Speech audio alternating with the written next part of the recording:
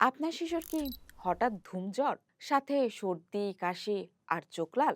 একে সাধারণ ঠান্ডা জ্বর ভেবে অবহেলা করছেন না তো? বর্তমানে বাংলাদেশের শিশুদের মধ্যে হামের সংক্রমণ আশঙ্কাজনকভাবে বেড়ে গেছে।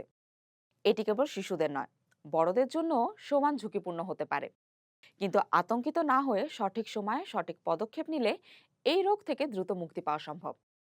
আজকে আমরা জানবো হামের লক্ষণ, ঘরোয়া যত্ন এবং কখন দ্রুত চিকিৎসকের কাছে যেতে হবে সেই সম্পর্কে।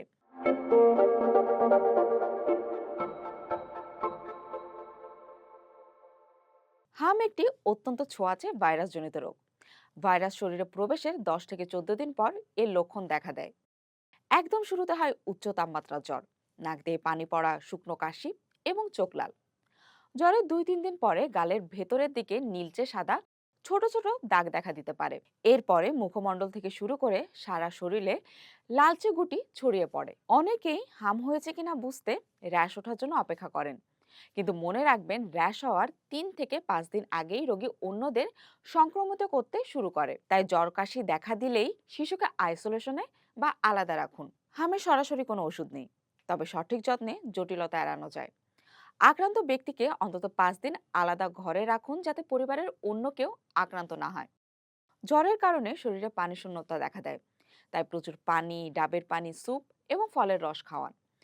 শিশু বুকের দুধ খেলে তা কোনোভাবে বন্ধ করা যাবে না। চিকিৎসকের পরামর্শে প্যারাসিটামল দিন। এছাড়া অ্যান্টিবায়োটিকের প্রয়োজন হতে পারে। হালকা গরম পানি দিয়ে শরীর স্পঞ্জ করে দিলে রোগী আরাম পাবে।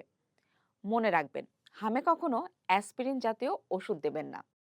হামের ভাইরাস শরীরে ভিটামিন এ কমিয়ে দেয়, যা চোখের ক্ষতি করতে পারে।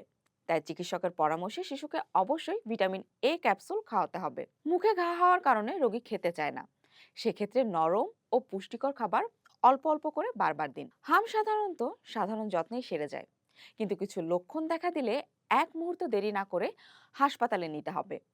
এগুলোর মধ্যে রয়েছে শ্বাসকষ্ট বা নিউমোনিয়ার লক্ষণ, প্রচণ্ড কানে ব্যথা, অনবরত বমি বা পাতলা পায়খানা, অজ্ঞান হয়ে যাওয়া বা খিঁচুনি হওয়া, কিংবা চোখের মনি ঘোলাটে হয়ে যাওয়া। হাম প্রতিরোধের একমাত্র এবং সবচেয়ে কার্যকর উপায় হলো এমআর টিকা। সরকারের নিয়ম অনুযায়ী শিশুদের 9 মাস ও 15 মাস বয়সে টিকা দেওয়া হয়, তবে বর্তমান পরিস্থিতি বিবেচনায় এখন 6 মাস বয়সে প্রথম ডোজ দেওয়ার সিদ্ধান্ত নেওয়া হয়েছে। আপনার সচেতনতায় পারে আপনাকে এবং আপনার শিশুকে সুরক্ষিত রাখতে। শিশুকে সময় মতো টিকা দিয়ে সুস্থ রাখুন এবং নিজে সচেতন হয়ে সুস্থ থাকুন।